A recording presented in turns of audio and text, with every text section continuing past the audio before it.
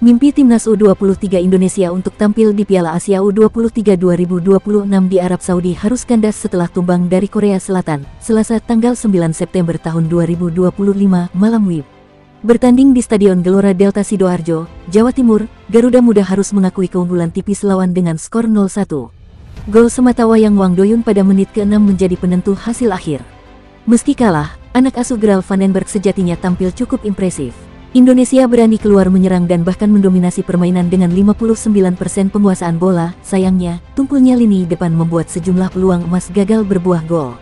Penyelesaian akhir menjadi masalah klasik yang kembali menghantui Garuda Muda. Dengan hasil ini, Indonesia finish di peringkat kedua grup J dengan koleksi 4 poin dari 3 laga, 1 menang, 1 imbang, 1 kalah. Sementara itu, Korea Selatan tampil perkasa dengan menyapu bersih semua laga, mengoleksi 9 poin dan kokoh di puncak klasemen. Meski menduduki posisi runner-up, Indonesia dipastikan gagal lolos karena tidak masuk dalam daftar 4 runner-up terbaik. Minimal syarat yang dibutuhkan adalah 6 poin, sedangkan Garuda Muda hanya mengemas 4 poin.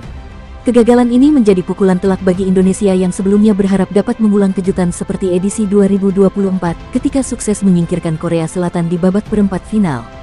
Pelatih Timnas U23 Indonesia Graal Vandenberg menceritakan obrolannya dengan seorang staf mengenai kekalahan tim asuhannya 0-1 dari Korea Selatan setelah pertandingan berakhir. Kekalahan itu mematahkan target Indonesia bermain di final Piala Asia U23 2026 di Arab Saudi. Saya bertanya kepada seseorang staf, apa yang dia pikirkan dari pertandingan ini.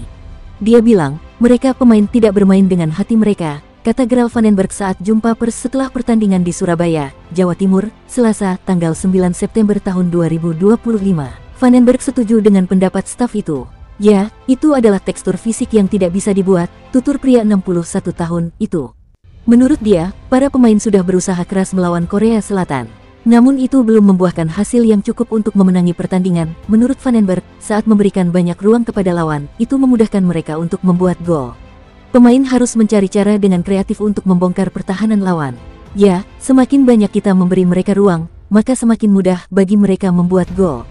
Salah satu problem yang dihadapi Timnas Indonesia U23 pada pertandingan ini ialah hilangnya fokus para pemain pada menit awal.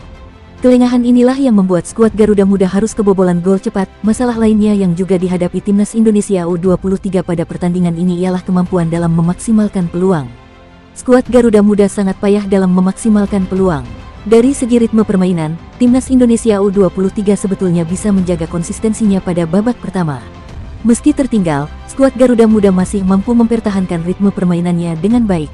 Sayangnya, ketika sudah memasuki babak kedua, anak asuh Graal Vandenberg mulai kehilangan kontrol permainan. Situasinya semakin bertambah parah ketika laga menginjak 20 menit akhir babak kedua. Skuad Garuda Muda terlalu terburu-buru dalam membangun serangan. Ketika melakukan transisi secara tergesa-gesa, upaya yang dikerahkan Arhan Fikri dan kawan-kawan sering kandas di tengah jalan.